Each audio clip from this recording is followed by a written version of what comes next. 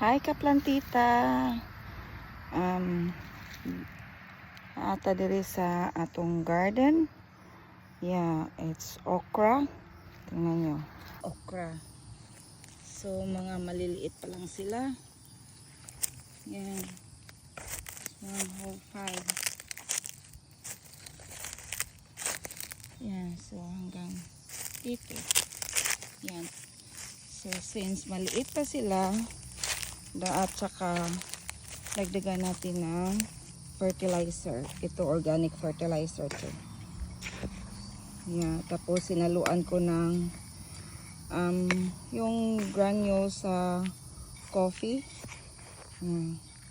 After gumawa ng coffee, yung granules niya hinalo ko sa fertilizer. Tapos ilagay natin dito sa okra natin. At saka yan. Hindi talaga ako mag-gloves pag nasa garden. Maliban lang kung may bubunutin ako na matigas at saka matinik. Yan. So, kailangan natin lagyan ng konti lang around the area sa okra natin. Tapos, yan lahat. Lagyan ko lahat. Yan.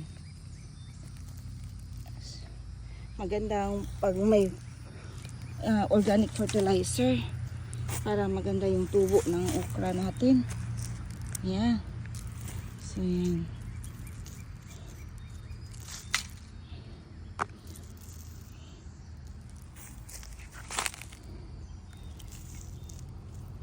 Yan, lahat yan. Paborito ko kasing okra. Gusto ko yung boil lang. Yan. Tapos, ito, lagyan natin ng dagdagang soil sa ibabaw kasi medyo ano na siya. Bumaba yung soil niya. After a while kasi, bumababa yung mga soil. Yan. Kunin yung mga leaves kasi acid yan pag hindi proper yung pag ano niya, pag decompose niya maging acid yan, so it's not good.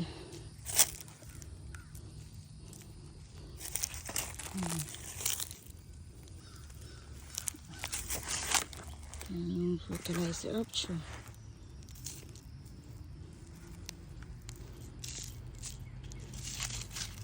Ayan.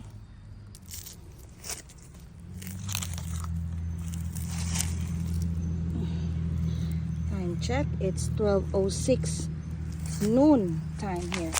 Kaya sobrang tirik ng araw. Ayan.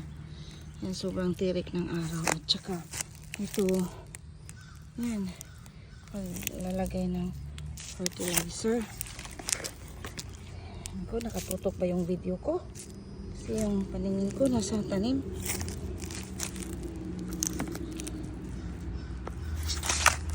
Oops, may ants. Ayan ko yung sa gilid. Ayan. Tapos niyan, ito namang ano natin, soil, garden soil. Dagdagan natin sa ibabaw para matakpan yung fertilizer. Yan. Napit tayo.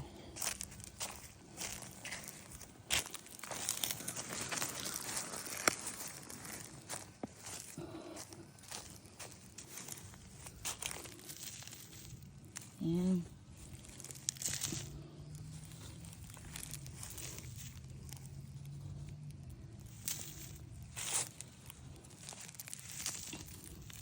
Puna natin yung lagay natin fertilizer para talaga siya mag-absorb sa sa tanim natin.